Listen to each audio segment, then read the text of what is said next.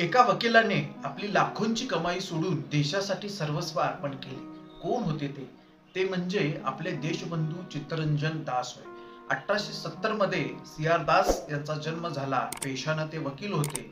त्यांनी अलीपूर बॉम्ब खटल्यामध्ये अरविंदो घोष यांची यशस्वीपणे बाजू मांडलेली होती.